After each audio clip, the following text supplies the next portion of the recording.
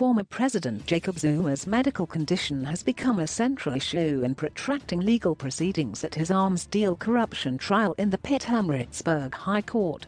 A chief specialist and academic head of the Department of Cardiology at Pretoria's Steve Biko Academic Hospital and the University of Pretoria believes former President Jacob Zuma is fit to stand trial in his arms deal graft case. The case continues in the Pietermaritzburg High Court on Tuesday. Professor Ian Andrew Sarkin was expected to submit a supplementary medical report on his findings to senior prosecutor, Advocate Billy Downer, on Monday.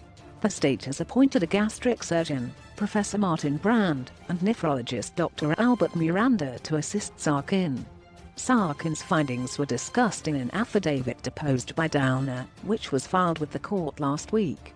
In his affidavit, Downer says that on 16 September Sarkin informed him that, after reading the additional documents supplied by Zuma's medical team, Sarkin remained of the view that Zuma is medically fit to stand trial.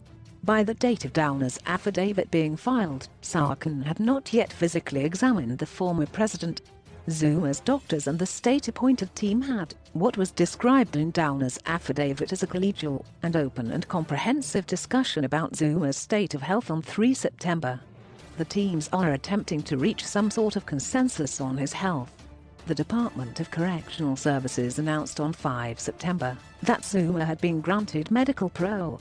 The former president was sentenced to 15 months direct imprisonment in July for not adhering to a constitutional court order that he appear before the Zondo Commission. Zuma's application for rescission was denied last week. On 6 September, Zuma was admitted to a Pretoria hospital for extensive medical evaluation and care to do with his medical condition, which required an extensive emergency procedure. The procedure had allegedly been delayed for 18 months because of compounding legal matters and his incarceration.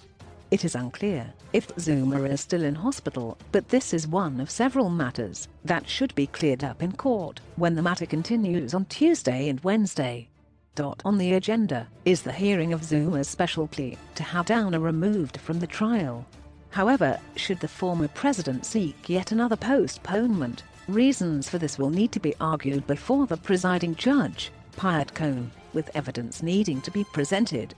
Zuma is seeking to have Downer removed in terms of Section 106(1)(h) of the Criminal Procedure Act, and that he then be acquitted in terms of Section 106(4). Zuma's medical condition has become a central issue in the ongoing legal proceedings. Advocate Mpofu, on behalf of Zuma, had previously agreed to Cohn's order of 10 August that Zuma be examined by a state doctor. The state, however, has been having difficulty getting a doctor into the room with Zuma. At least this was still the case by the time Downer filed his affidavit. The matter has given rise to a complex situation where the former president, even while in prison, was monitored by a South African National Defence Force medical team. Because of Zuma's stature, he has been able to openly defy the order to be examined by the state and is yet to face any consequences. Zuma's legal team has consistently called out the state for wanting to re-examine Zuma, saying that by doing so it is undermining the trust and authority of his military medical team, who have been treating Zuma while Sarkin has never done so. But Downer says in his affidavit, "I respectfully submit the NPA is within its right to be separately advised by, and if necessary to adduce the evidence of, medical experts who are not part of the team treating Zuma as to his fitness to attend court and stand trial. Medical evidence that is presented by an accused remains, just as all defense evidence in a criminal case, subject to the state's right to question it, obtain and present any qualifying evidence or evidence to the contrary, subject it to cross-examination and present the state's argument concerning the merits of the evidence to the court." Downer's affidavit also addresses the accusation made by Zuma's legal team that the prosecution services, Downer in particular, is playing fast and loose with handing information to the media and leaking Zuma's confidential medical report compiled by his doctors. That report did not state Zuma's condition. Downer admits that his office does send documents to journalists, but with embargo conditions. He was referring to an article that appeared on the online news platform NEWS24 on 10 August, written by journalist Karen Morgan. Ms. Morgan's request for the state's papers was aimed at enabling her to report accurately on the proceedings, said Downer.